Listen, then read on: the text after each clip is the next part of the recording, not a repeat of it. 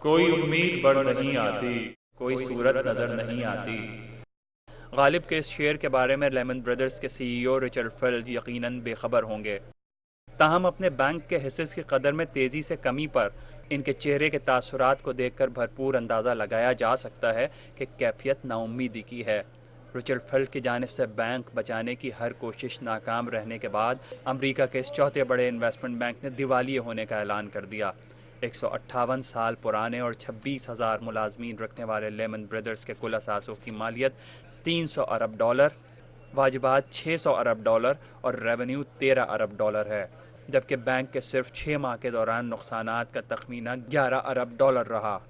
وال اسٹریٹ کا یہ قد آور بینک دیگر انویسٹمنٹ بینکس اور اداروں کی طرح سب پرائم لون اور مالیاتی دنیا کی شدید پیچیدگیوں کا شکار ہوا اور اپنے آخری دنوں میں سپر پاور امریکہ کے قابل فخر بینک پر یہ وقت بھی آیا کہ چینی اور جنوبی کورین فنڈز نے مانگی گئی قیمت پر اسے لینے سے انکار کر دیا۔ غضب تو یہ بھی ہوا کہ بینک کی کوشش کے باوجود برطانیہ میں اس کے اثاثے فروخت نہیں کیے جا سکے۔ لیمن کے علاوہ میرل لنچ بھی عطاب میں آیا، تاہم یہ انویسٹمنٹ بینک $50 ارب کی کم قیمت پر بینک آف امریکہ کی جانب سے خرید لیا گیا۔ لیمن کا دھڑم تختہ اور میرل لنچ کی کم قیمت اور جلد بازی میں فروخت کیا ہوئی کہ پوری دنیا کی اسٹاک ایکسچینجز اور امریکی معیشت دوسری جنگ عظیم کے بعد بدترین اشارے ظاہر کرنے لگی، اور سرمایہ کاروں نے اسٹاک ایکسچینجز اور مورگیج بیک ایسٹ سے رقم نکال کر سونے، کرنسی مارکیٹ، بانڈز مارکیٹ اور مختلف کموڈیٹیز میں سرمایہ لگایا، یہ جانے بغیر کہ انہیں اس سے فائدہ ہوگا یا یہ بھی مارکیٹس ڈوب جائیں گی۔ مالیاتی نظام میں شدید جھٹکوں کو محسوس کرتے ہوئے اہم طاقتوں نے اس معاشی بحران کے خاتمے کی کوششیں تیز کر دیں۔ یہ امریکی معیشت کے لیے نازک مرحلہ ہے۔ ہمارا آزادانہ معیشت کا نظام اس وعدے پر قائم ہے کہ حکومت مارکیٹ میں تبھی مداخلت کرے گی جب ضروری ہو۔ آج کی فائنینشیل مارکیٹ کی خراب صورتحال کو سامنے رکھتے ہوئے حکومت کی مداخلت بہت ضروری ہے۔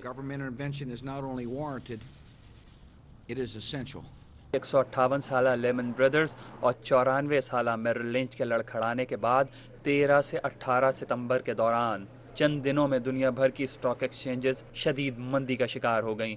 امریکی اسٹاک ایکسچینج کا S&P 500 انڈیکس 6.5% یا 1215 پوائنٹ سے کم ہو کر 1113 پوائنٹس کی سطح پر آ گیا، اور اس کا اثر دنیا کی اسٹاک ایکسچینجز کی کارکردگی ظاہر کرنے والے اہم انڈیکس MSCI انڈیکس 7.8% کمی کے ساتھ 1180 پوائنٹ پہ بند ہوا۔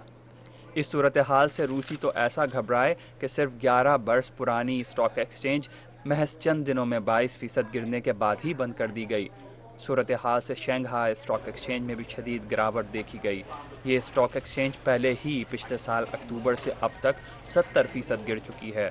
لیمن بردرز اور میرل لنچ کے بعد جاپان کی نکائی اسٹاک ایکسچینج میں 4% کمی ریکارڈ ہوئی۔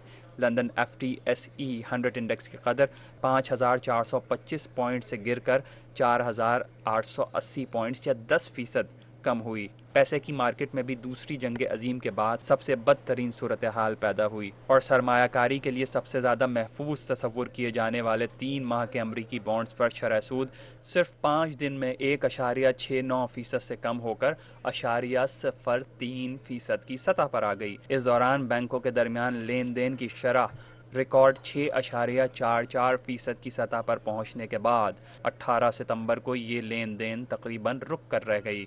اس صورتحال اور امریکی پالیسی کو دیکھتے ہوئے فیڈرل ریزرو نے 13 سے 18 ستمبر کے دوران $250 ارب کی خطیر رقم یا لیکوڈیٹی مارکیٹ میں داخل کی، لیکن رواں سال 7 ماہ سے اب تک $621 ارب مختلف اداروں اور مارکیٹ میں ڈالے جانے کے باوجود ابھی بھی مزید اداروں کے دیوالیہ ہونے کو خارج از امکان قرار نہیں دیا جا رہا۔ کانفیڈنس کا لاس انویسٹر کا جو ہے وہ انویسٹر کو مجبور کر رہا ہے کہ ان سیکیورٹیز کو بھی فروخت کر دیا جائے جو اتنی بری نہیں۔ تو یہ جو آپ کو نظر آ رہی ہے سچویشن کہ اچھے سے اچھی کمپنی اور برے سے بری کمپنی سب ایک ساتھ ٹرمائل کو فیس کر رہے ہیں، it's because of the loss of confidence. ابھی یہ کہنا مشکل ہے کہ یہ کرائسس فار فرام اوور ہے۔ بعض تو ایسٹیمیٹس یہ کہتے ہیں کہ ابھی جتنا US گورنمنٹ نے بیل آؤٹس پہ اسپینڈ کیا ہے وچ از میرے خیال سے تقریباً 300 بلین کے قریب ہے، یہ ممکن ہے کہ جو بیل آؤٹ کا جو اماؤنٹ ہے वो $2 ट्रिलियन के नज़दीक पहुँचे। आखिर अमरीकी घरेलू कर्ज या मॉर्गेज फाइनेंसिंग के शोबे में ऐसा क्या हुआ कि फैनी माय और फ्रेडिक मैक जैसे इदारों को रवामा 7 सितंबर को अमरीकी हुकूमत की तरफ से $200 अरब की रकम देकर बचाया गया? अगर अदाद शुमार को देखा जाए तो अमेरिका में सस्ते कर्ज़ों के बायस साल 2002 से 2006 तक हाउसिंग सेक्टर में कर्ज दिए जाने की शरह 10 से 11% से बढ़ रही थी, ताहम 2007 तक ये सुकड़कर 5% और अब कम होकर 3.5% रह गई है। हाउसिंग सेक्टर में दिए गए ये कर्जे शुरू में इंतहाई कम माहाना शरह अदायगियों पर उठाए गए थे और इसके तरीक़ेकार के मुताबिक कुछ अरसे बाद इन पर माहाना अदायगियाँ तेज़ी से बढ़ना शुरू होनी थीं, और जब ऐसा होना शुरू हुआ तो सट्टे के तौर पर कर्ज और मकान लेने वालों के हाल ख़राब हो गए। और अब ये रिस्क जो है ये बढ़ता इसलिए जा रहा है क्योंकि अब अमेरिका में जो सूरत हाल है उसमें उन मकानों की कीमतें बढ़ने की कोई गुंजाइश नहीं है। जो इस ख्याल के तहत लोगों ने ख़रीदे थे, मॉर्गेज किए थे कि हम 20-25 साल इसका इंस्टॉलमेंट अदा नहीं करेंगे तो 2, 3, 4, 5 महीने में हम इस पर मुनाफा लेके इसको बेच देंगे, तो अब ज़ाहिर है उन लोगों में रीपेमेंट की कैपेसिटी तो नहीं है। और जैसे जैसे ये टर्मोइल बढ़ता चला जाएगा, सिर्फ 6% की नहीं हो सकता है, 8 और 9 और 10% लोगों की कैपेसिटी रीपेमेंट की ख़त्म होती चली जाए। अब तक घरेलू कर्ज के शोबे में $408 अरब राइट डाउन या माफ़ किए गए हैं। इस बहरान का असल आगाज़ 17 जुलाई 2007 से हुआ, जब एक बड़े इन्वेस्टमेंट बैंक बेयर स्टर्न्स के ज़ेरे एहतमाम एक हैज फंड नाकाम हुआ। इसकी नाकामी की वजह हाउसिंग इंडस्ट्री में गैर जिम्मेदाराना कर्ज दिए जाने का अमल था, जिसे बाद में कर्ज देने वाले इदारों ने एक पेचीदा पर्चे या एसेट बेस्ड सिक्योरिटीज़ की शक्ल में मुख्तलिफ इन्वेस्टमेंट बैंक्स या हैज फंड्स को बेच दिए, और इस तरह खुद अवाम की तरफ से रकम की फराहमी या अदम फराहमी से बड़ी ज़िम्मा हो गए। प्राइम जो लेंडिंग थी उसके लॉसेस भी मैं समझता हूँ अभी और आने बाकी हैं। हाउस प्राइसेस जो हैं, जो एक बड़ी वजह थी उनके गिरने की, वो भी अभी मेरे ख्याल से मज़ीद गिरेंगी। इस मामले में सारा बोझ आन पड़ा इन असासों या पेचीदा पर्चे ख़रीदने वाले इन्वेस्टमेंट बैंक्स या हेज फंड्स पे, जो अब कर्ज़ों की अदम अदायगी और असासों की कदर में तेज़ी से कमी के बायस ऐसा फंसे कि अपना तवाज़ुन ही खो गए, जैसा कि बेयर स्टर्न्स और अब लेमन ब्रदर्स। इन्वेस्टमेंट बैंकों ने इन असासों को इंश्योरेंस कंपनियों से इंश्योर कराकर अपना रिस्क भी कम करने की कोशिश की, ताहम ज़्यादा तादाद में ऐसा काम करने वाली इंश्योरेंस कंपनियां यानी अमेरिकन इंश्योरेंस ग्रुप AIG जैसे इदारे भी इस सूरत हाल में फंस गए। AIG को हाल ही में अमरीकी हुकूमत ने सख्त शराइत पर $85 अरब की खतीर रकम देकर बचाया है। न सिर्फ ये बल्कि इन्वेस्टमेंट बैंक्स यानी मोर्गन स्टैनले और गोल्डमन सैक्स के मालियाती बहरान से मुतालिक क़यास आराइयों के बायस इनके शेयर्स की कीमत बिलतरतीब 71 और 37% गिर गई।